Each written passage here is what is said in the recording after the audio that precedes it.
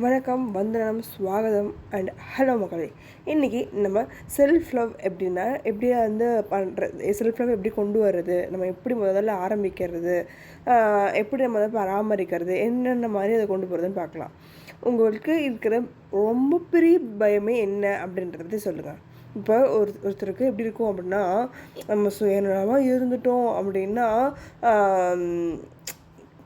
Self love வருதோ இல்லையோ நம்மளுக்கு சுயநலம் வந்துடுமோ அப்படின்னு நிறைய பேருக்கு பயம் இருக்கும்.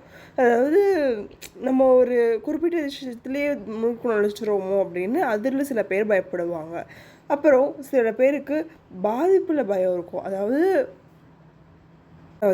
இப்போ பாதிப்புனா எப்படின்னா, இப்போ நம்ம இப்படி இருந்துட்டோம் அப்படின்னா நம்ம இப்படி சொல்லுவாங்களோ, இப்போ நம்ம வந்து ஒரு விஷயத்துல சுயநலமாக இருந்துட்டோம் அப்படின்னா நம்ம யாரையாவது கஷ்டப்படுத்திடுவோமோ, நம்மளை எல்லோரும் வந்து குறை சொல்லுவாங்களோ அப்படின்ற ஒரு பயம் இருக்கும்.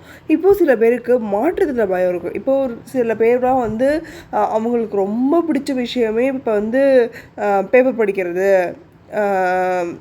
எப்படி சொல்கிறது, ஒரு குறிப்பிட்ட குக்கிங்கோ ஏதோ ஒன்று அந்த மாதிரி இருக்கும். இப்போ எங்கே நம்ம இதுலேருந்து நம்மளை மாற்றிடுமோ அது அப்படின்ற ஒரு சில பயமும் இருக்கும்.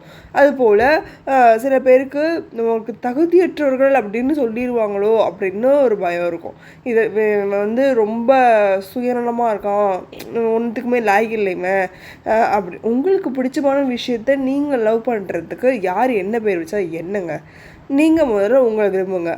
சில பேர் வந்து சில பேர் எப்படின்னா, இப்போ நமக்கு ஒரு கட்டுப்பாட்டை எழுந்துருவோமோ அப்படி. இப்போ நம்மளுக்கு வந்து இந்த நேரத்துக்கு சாப்பிடணும், இந்த இதை சாப்பிடணும் அப்படின்னு தோன்றுறது அப்படின்னா, இப்போ நம்ம இந்த மாதிரி சுய காதல், அதாவது செல்ஃப் லவ் அப்படின்றது இதெல்லாம் கொண்டு வந்தோம் அப்படின்னா நம்ம நேசிக்காமல் போயிடுவோமோ அப்படின்னு அவங்களுக்கு ஒரு சின்ன பயம் இருக்கும். அவங்கள நேசிக்கிறது தாங்க காதல், அதில் தாங்க வந்து செல்ஃப் லவ் அப்படின்னே சொல்கிறாங்க.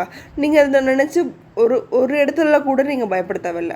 உங்களை நீங்கள் பாட்டுக்கு நேசிங்க. உங்களை நேசிக்கிறது தான் உண்மையான காதல். உங்களை நீங்கள் நேசிங்க முதல்ல, அதுக்கப்புறம் அடுத்தவங்களை நேசிங்க. அதுக்கு முன்னாடி எந்த ஒரு கமிட்மெண்ட்டுக்கும் நீங்கள் உங்களுக்கு தள்ளாதீங்க.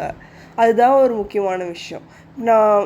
உங்களுக்கே உங்களை பற்றி தெரியாமல், இல்லை நான் இன்னொருத்தவங்களை லவ் பண்ணுறேன் அப்படின்ட்டு நீங்கள் போனீங்க அப்படின்னா உன்னை பற்றி நான் முதல் ஆராய்ச்சி எங்கே அப்படின்றது தான் கேள்விக்குறியாக நிற்குங்க.